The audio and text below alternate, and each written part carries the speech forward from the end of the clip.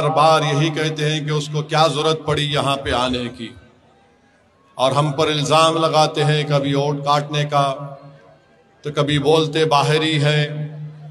مگر ہم آپ کو بتانا چاہتے ہیں کہ بہار بھارت کا حصہ ہے اور رہے گا انشاءاللہ، حیدرآباد بھارت کا حصہ ہے اور رہے گا انشاءاللہ تعالی۔ تو کوئی مائیکا لال ان سیاسی پارٹیوں کا نیتا یہ نہیں کہہ سکتا کہ اسد الدین اویسی بہار کو کیوں آ رہا ہے یا سیمانچل کو کیوں آ رہا ہے۔ ہم جب تک اللہ ہم کو زندہ رکھے گا ہم سیمانچل کو آتے رہیں گے۔ کوئی مائیکا لال اگر ہمت ہے تو روک کے دکھائے ہم کو، اور ہم کیوں آتے ہیں آپ کو بتاتے ہیں۔ 20 سال یہاں پر ستہ بہار کی جنتا نے کانگریس کو دی، 15 سال بہار کی جنتا نے، سیمانچل کی جنتا نے لالو پریوار کو مکھیہ منتری بنایا۔ اب 20 سال سے یہاں پر نتیش کمار کی سرکار ہے، اور اس 20 سال میں نتیش کمار کبھی نریندر موڈی کے ساتھ بیٹھ کر چائے پیے تو کبھی تیجسوی کو کھانا کھلایا۔ اب آپ کو میں بتانا چاہتا ہوں کہ انہوں نے بہار کا کیا حال کر کے رکھ دیا۔ میں ہماری ماں اور بہنوں کو بتانا چاہتا ہوں، ایک بڑی تعداد میں یہاں پر جمع ہے، اور میری ماں اور بہنیں میری اس بات سے متفق ہوں گی کہ اگر کوئی ماں اپنے پیٹ میں کسی بچے کو پالتی ہے، 9 مہینے وہ ماں کتنے تکالیف کو برداشت کر کے اس اولاد کو پیدا کرتی ہے۔ بہار میں کیا پوزیشن ہے، اور آپ اور ہم جانتے ہیں کہ جب ایک ماں جو کسی بچے کو پیدا کرتی ہے تو کتنی تکلیفیں اٹھاتی ہیں۔ اسی لیے ہم کو باہر رک جائے، کچھ مت بولیے، چھوڑ دیجئے تھوڑی دیر بول رہا ہے۔ ہم آپ سے کہہ رہے تھے کہ جو ماں اپنے کسی بچے کو پیدا کرتی ہے تو ہمارے آقا محمد صلی اللہ علیہ وسلم نے ارشاد فرمایا کہ اس ماں کے لیے یہ حج اور عمرہ ایک جہاد کی طرح ہے۔ اور بہار میں پوزیشن یہ ہے کہ جب کوئی ماں اپنے بچے کو پیدا کرتی ہے تو اس کے پیدا ہونے کے بعد وہ بچہ مر جاتا ہے یا بچی مر جاتی ہے، جس کو انگریزی میں بولتے ہیں انفینٹ مورٹیلٹی ریٹ، ہندی میں کہتے ہیں شیشو مرتیو در۔ آپ کو معلوم دیش میں 29 پردیسوں میں بہار کا نمبر کتنا ہے؟ 27واں نمبر ہے۔ اور آج آ کر نریندر موڈی یہ کہتے ہیں کہ ہم بہار میں یہ کر دیے، بہار میں وہ کر دیے، ہم بہار کے مہیلاؤں کو پیسے دیں گے، 25 لاکھ کو ہم نے 7,000 دے دیے۔ موڈی جی، نتیش کمار جی، ہم کو یہ بتائیے، اگر کوئی ماں اپنے پیٹ میں 9 مہینے بچے کو رکھ کر پیدا کرتی ہے اور تمہاری سرکار کی غلطی اور نااہلی کی وجہ سے اس کی اولاد مر جاتی ہے تو آپ جا کر اس کو بولیں گے کہ یہ لو تمہارے اکاؤنٹ میں ہم 7,000 روپے 10,000 روپے ڈال رہے ہیں، تو وہ ماں اس پیسوں کو نکال کر آگ میں جلا دے گی اور کہے گی کہ میرا بچہ یا میری بیٹی مری کیوں، تم نے اسپتال کیوں نہیں بنایا یہاں پر؟ اور یہ جھوٹ بولتے ہیں بی جے پی اور نتیش کمار۔ اور پھر یہاں پر یہ میں نہیں کہہ رہا ہوں، یہ موڈی سرکار کا نیتی آیوگ کا ڈیٹا ہے۔ پھر جو بچے انگریزی میں بولتے سٹنٹڈ، جس کو ہندی میں بولتے ابھی کاسد بچے، کہ کیا پوزیشن ہے بہار کا؟ 29 پردیسوں میں 27۔ جو بچے بولتے ہیں کہ ویسٹڈ، ان کو ہندی میں بولتے برباد بچے، کیا پوزیشن ہے بہار کا؟ 27واں 29 پردیسوں میں۔ جو بچے پیدا ہوتے ہیں جن کا وزن کم ہوتا ہے، کیا بہار 27ویں پوزیشن ہے 29 پردیسوں میں؟ کس منہ سے آ کر بھارت کے پردھان منتری اور بہار کے 20 سال کے مکھیہ منتری یہ کہتے ہیں کہ بہار میں ہم نے سب کچھ کر دیا؟ یہ سب کیندر سرکار کا ڈیٹا ہے۔ اور پھر آپ جانتے کتنے بچے بہار میں اسکول میں پڑھتے ہیں، پہلی کلاس سے 8ویں کلاس میں؟ بہار کے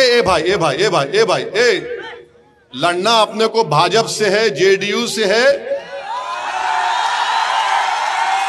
اور اس کو ہرانا ہے جو 5 سال سے ودھائک تو تھا، مگر اپنے نیتا تیجسوی اور اپنے ٹھیکیداروں کو چھوڑ کر 15 نام کسی کا نہیں بول سکتا ہو. تو بہار میں کتنے اسکول میں پہلی کلاس سے 8ویں کلاس میں بہار کا پوزیشن 24واں 28 پردیش میں. کتنا بچہ ڈراپ آؤٹ ریٹ ہے یعنی اسکول چھوڑ دیتا ہے. 29 پردیشوں میں بہار کا نمبر 28. کتنے بچے اسکول میں جاتے ہیں 6 اور 13 سال کی عمر میں؟ بہار کا نمبر 17واں. اور 18-23 سال میں سب سے کم عمر سب سے کم نمبر بہار کا ہے. موڈی جی اتنا جھوٹ کیوں بولتی آپ نتیش کمار کے ساتھ؟ یہ پوزیشن ہے بہار کا. اور صرف بہار میں 9% جنتا کے گھر میں نل جل پانی کا پائپ ہے.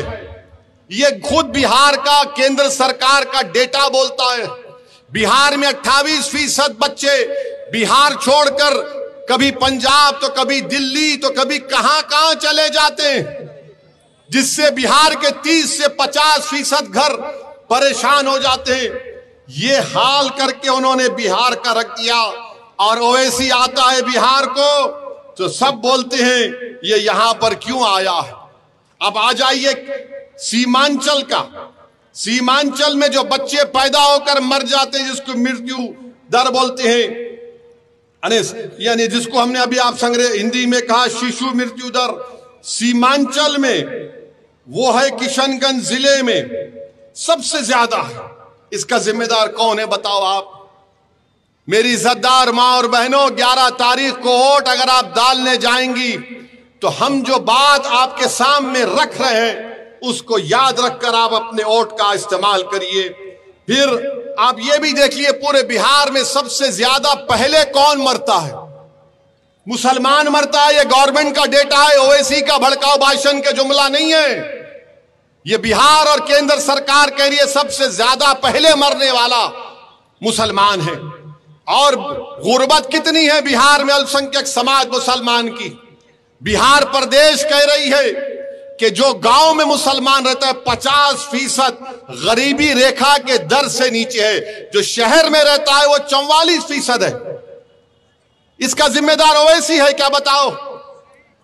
میرے عزیز دوستوں اور بزرگوں، کشن گنج ضلع میں خواندگی کا تناسب 55%.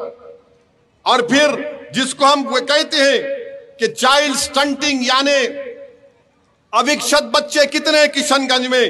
وہ قریب 40% کے اوپر ہو جاتے ہیں. کیوں یہ سب ہو رہا ہے؟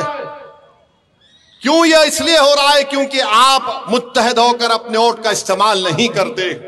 چناؤ آتا ہے تو ہم کو بانٹ دیا جاتا ہے، آپ کو بانٹ دیا جاتا ہے. یہ باہری ہے، یہ ووٹ کٹوا ہے، یہ فلاں ہے، ایسا ہے، اور پھر یہ لوگ راج کرتے ہیں. آپ جانتے ہیں کہ بی جے پی نے کس طرح کا ماحول پیدا کر دیا. کشن گنج کو سیمانچل کی لڑائی مجلس لڑ رہی ہے اور بی جے پی بولتی ہے گھسپیٹیاں یہاں پر. امت شاہ کر بولتے جنتا میں کھڑے ہو کر بولتے جن سبھا میں، بھائیوں بہنوں گھسپیٹیوں کو بھگانا. وہ بیچاری جنتا ہاں. ارے اگر گھسپیٹی ہے تو 11 سال سے پردھان منتری کے حسنین صاحب ہیں یا اویسی ہے؟ بتاؤ گرہ منتری، کہاں گھسپیٹی ہے؟ سیمانچل کو بدنام کیا جاتا ہے. ہمارے شیرشاہ بھائیوں پر جھوٹا الزام لگایا جاتا ہے جس کی میں مذمت کرتا ہوں. اگر گھسپیٹی 65 لاکھ نام الیکشن کمیشن نے نکالے پورے بہار سے تو معلوم ہو 2 گھسپیٹی نکلے سیمانچل سے. وہ بھی کون تھے؟ بولو موڈی ان کا نام بولو. بولو امت شاہ ان کا نام کیا تھا؟ ان کا نام کیا اسد تھا؟ ان کا نام کیا حسنین تھا؟ نہیں تھا ان دونوں کا نام. ہاں موڈی جی، ایک گھسپیٹیا کو آپ اپنی بہن بنا کر بنگلہ دیش سے دلی میں لا کر بٹھا کر بیٹھے ہیں. اس کو بنگلہ دیش لے کر جائیے. اگر بنگلہ دیش کا راستہ نہیں معلوم تو وہ اسی بتاتا ہے آپ کو کہاں سے لے جا کر چھوڑنا اس کو. میرے عزیز دوستوں اور بزرگوں، سیمانچل کی لڑائی ہم لڑ رہے ہیں اور آپ کو بتانا ضروری سمجھتا ہوں کہ پٹنہ میں موڈی نے، نتیش کمار نے کیا بنایا؟ ایمز بنا دیا، آئی آئی ٹی بنا دی، این آئی ٹی بنایا، این آئی ایف ٹی بنایا، این ایل یو بنایا، پی ایم سی ایچ بنایا، این ایم سی ایچ بنایا، اور پھر گیا میں اور راجگیر میں آئی آئی ایم بنا دیا. सेंट्रल यूनिवर्सिटी बना दी, नालंदा यूनिवर्सिटी बना दी, बिहार पुलिस एकेडमी बना दी, एक खेलने का कॉम्प्लेक्स बनाया 750 करोड़ का। अरे क्या सीमांचल चांद पर है या बिहार में है, बताओ हमको।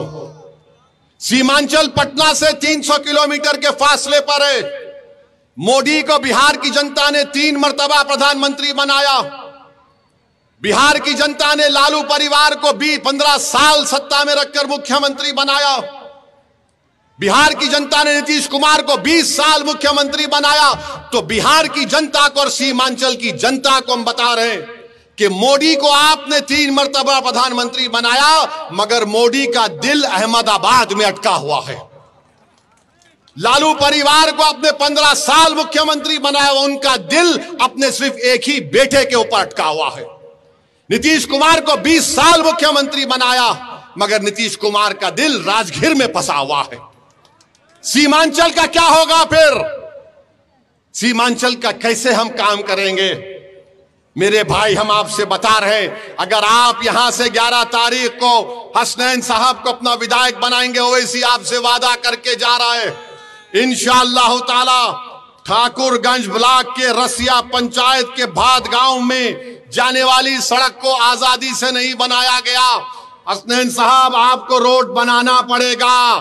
आपको चक्का जाम अगर करना पड़े, चक्का जाम करेंगे। अगर आप बोलेंगे आ जाओ असदुद्दीन ओवैसी हैदराबाद से, मैं भी निकल कर आकर बैठ जाएंगे।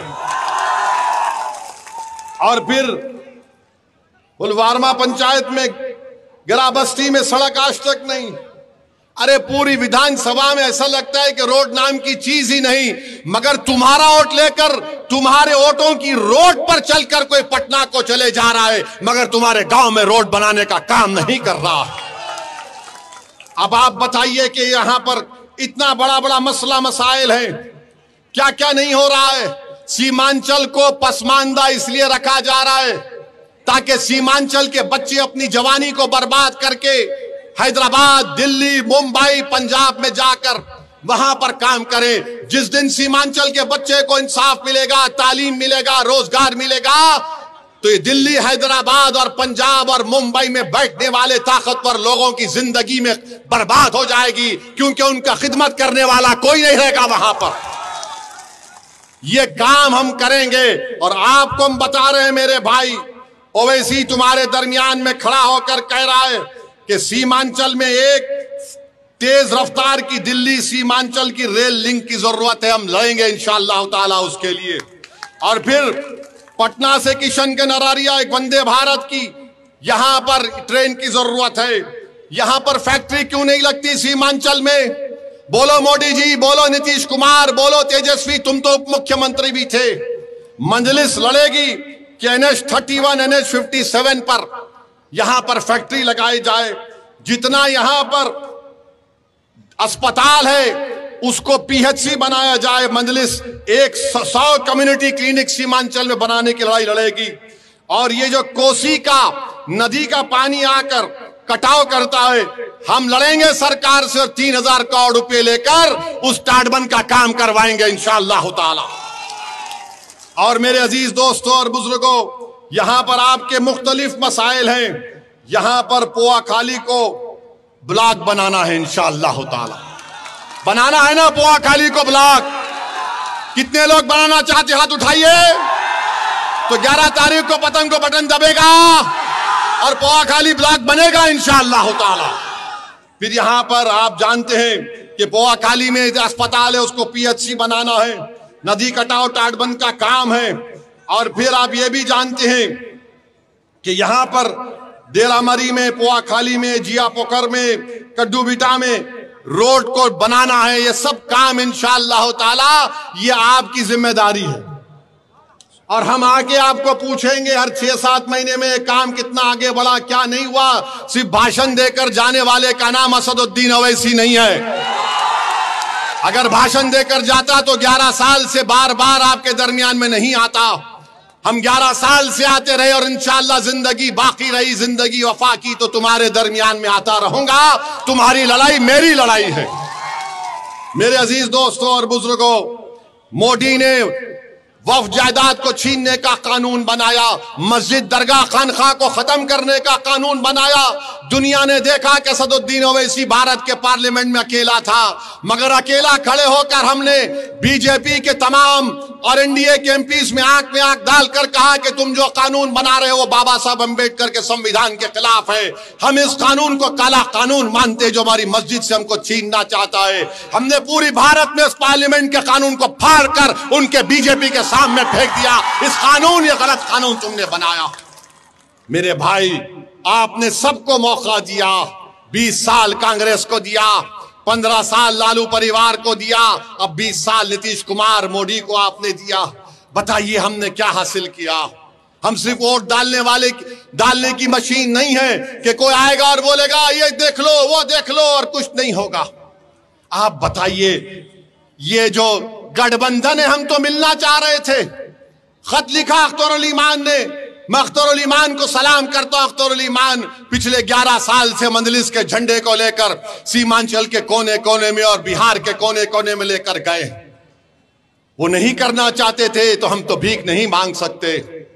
हमने तय कर लिया कि हमारी लड़ाई सम्मान की लड़ाई है, हमारी लड़ाई इज्जत को हासिल करने की लड़ाई है, हमारी लड़ाई बराबरी की लड़ाई है और हमारे मुकद्दर के फैसले हम करेंगे। पटना और दिल्ली में बैठने वाला कोई जालिम हुक्मरान हमारे बच्चों के, नौजवानों के, मां और बहनों के मुस्तकबिल का फैसला नहीं करेगा। हम नहीं होने देंगे इसको। इसलिए हमको सियासी ताकत को हासिल करना है, हमारे विधायक को बनाना है। आप बताइए, यहां से जो राजद का उम्मीदवार है, उनके वालिद मरहूम की अल्लाह मग़फ़िरत करे, मैं उनकी बहुत इज्जत करता था, मगर आप उनसे पूछ लीजिए जब वो दोबारा आएंगे, मौलाना साहब से पूछ लीजिए, सऊद साहब आप तेजस्वी का नाम छोड़कर, अपने ठेकेदारों का नाम छोड़कर पूरे ठाकुरगंज में 20 अहम लोगों का नाम बता दो। नहीं बता पाएंगे, कुछ काम नहीं किया। और आज आकर ये गठबंधन वाले बोलते हैं हम ऐसा कर देंगे। अरे मेरे भाई, तेजस्वी ने जो लंबी छोड़ी है ना, वो मोदी के कंपटीशन में आ गया झूठ बोलने के। मोदी ने कहा था 15 लाख देंगे, 15 लाख मिले। मोदी ने कहा था 1 करोड़ नौकरी दिया जाएगा, मिला। तो तेजस्वी ने कहा कि मोदी से ज्यादा जाऊंगा। आपको मालूम, बिहार का कास्ट सेंसस में बिहार में जी कितना घर है? 2,45,000 के 2,45 लाख घर है। ये कहता है सबको घर दिए जाएंगे। तुमको मालूम भारत सरकार में 55 मिनिस्टर्स हैं। कितने नौकर भारत सरकार में काम करते हैं आपको मालूम? कितने? एक अंदाजा लगाओ। पूरे भारत के सरकार में, भारत की सरकार में 30 लाख लोग काम करते हैं। कितना? 30 लाख। तेजस्वी बोल रहा है कि 2,75 लाख घर जो है उनको सबको नौकरी दूंगा। अब आप सोचिए, बिहार की जनता, सीमांचल की जनता इतनी भोली नहीं है कि तुम आकर लंबा छोड़ दो और वो कबूल कर ले। अच्छा, आपको मालूम, अगर चलिए मान लिए कोई यहां से उठ के बोलेगा वो इसी तुम्हारे को क्या तकलीफ हो रही है, देगा वो। अच्छा देगा ना, कितना पैसा लगेगा? अभी अगर वो 2,75 लाख लोगों को नौकरी देगा तो कम से कम 25,000 तो देना पड़ेगा ना, 25,000। अब तुम उसका हिसाब कर लो, उसके लिए पैसा पड़ेगा 8,28,000 करोड़ रुपये। 8,28,000 करोड़ रुपये। पूरा बिहार सरकार का बजट कितना है सालाना? 2 लाख करोड़ का। ये कहां से लाएंगे बाबा तुम 6 लाख? पैसा तो झाड़ पे नहीं उगता ना। तो तेजस्वी बोलेगा ऐसी भड़काऊ भाषण देता है, वोट काटनी है तुम्हारा, इस पर भरोसा मत करो। अरे बाबा तुम बताओ तो सही, कहां से लाओगे? किधर से लाओगे? किधर से लाओगे आप? क्या? अच्छा फिर बोलते कि अगर कोई सुनो बैठो, अगर कोई ये बोलता है कि इंटर्नशिप में हम नौजवान को फैक्ट्री में इतना पैसा देगा, कौन सी फैक्ट्री है यहां पर वो तो बता दो प्यारे, कौन को बता दो ना। कुछ नहीं है मगर आकर बोल दिए। अच्छा आप ये बताइए, वक्फ का कानून पार्लियामेंट में बनता है ना, देश के लिए बना पार्लियामेंट में, बिहार सरकार ने तो नहीं बनाया, अगर बिहार सरकार बनाती तो दूसरी सरकार आके खत्म कर देती। मैं कह रहा हूं कि वक्फ का कानून काला कानून है, ये कह रहे हैं कि हम आएंगे तो कानून को बंद कर देंगे। कैसा बंद करेंगे? अरे पूरे देश का बना हुआ है बाबा, अगर तुझे नहीं मालूम तो कोई वकील को बिठाकर सुन ले, समझ ले, उसके बाद कुछ बोल दे। और फिर आप इस तरह की बात करके चले जाते हैं। मेरे अजीज दोस्तों और बुजुर्गों, मैं आपको बता रहा हूं, मैं ठाकुरगंज की जनता को पैगाम दे रहा हूं, आप मेरी बात को गौर से सुनिए। तेजस्वी यादव के बगल में बैठकर वीआईपी पार्टी के हमारे मुकेश भाई को मैं सलाम करता हूं। उन्होंने अपनी समाज के इत्तेहाद पर पूरा भरोसा करके कहा कि मल्ला समाज तेजस्वी के साथ है, अगर हमको सत्ता मिलेगी तो मल्ला समाज पूरे बिहार में 3% है, उप मुख्यमंत्री मैं बनूंगा। वीआईपी ने कहा कि मल्ला का बेटा उप मुख्यमंत्री बनेगा, और जो 17% अल्पसंख्यक समाज बिहार में है वो क्या करेगा? दरी बिछाएगा। तुम दरी बिछाओगे या मुख्यमंत्री बनोगे? हाथ उठाकर जवाब दो। तुम मुख्यमंत्री बनना चाहोगे? अरे जोर से बोलो कि मुख्यमंत्री बनेंगे। जब मुख्यमंत्री बनने का दावा कर रहे तो याद रखो मेरी इस बात को, अगर मल्ला का बेटा उप मुख्यमंत्री बनेगा तो मोहम्मद का बेटा भी प्रधानमंत्री या फिर मुख्यमंत्री बनेगा इंशाअल्लाह ताला। अबू बकर का बेटा भी मुख्यमंत्री बनेगा, उस्मान अली का बेटा भी मुख्यमंत्री बनेगा, उमर का बेटा भी बनेगा, और फातिमा का बेटा भी बिहार का मुख्यमंत्री बनेगा। यह कोई बात नहीं है कि हम अपने मकसद में कामयाबी हासिल ना कर सकें। अपने ख्वाब देखो, याद रखो, तुम जितने ख्वाब देखोगे और अल्लाह की जात पर भरोसा करोगे और जुस्तजू करोगे हक के रास्ते में, तो जिस तरह तुम जुस्तजू करोगे रास्ते आराम से साफ होते जाएंगे। मगर अगर तुम पहले से ही सोच लोगे ये क्या बात कर रहा है, मेरे भाई ये होने वाली चीज है इंशाअल्लाह ताला। तो आप तैयार हैं अपना मुख्यमंत्री बनाने के लिए? तो 11 तारीख को क्या करना पड़ेगा आपको? ठाकुरगंज में क्या आवाज आएगी बताओ? किस पर बटन दबेगा? पुवाखाली में क्या आवाज आएगी? पतंग पतंग की आवाज आनी चाहिए। तो इंशाअल्लाह ताला इस उम्मीद पर जा रहा हूं कि आप लोग अपने इत्तेहाद की ताकत और कुव्वत पर इंशाअल्लाह यहां से मजलिस के उम्मीदवार को एमएलए बनाएंगे, ताकि ठाकुरगंज में सही मानों में ये तरक्याती और विकास का काम हो सके। आपका बहुत बहुत शुक्रिया। अस्सलाम वालेकुम व रहमतुल्लाहि व बरकातहू।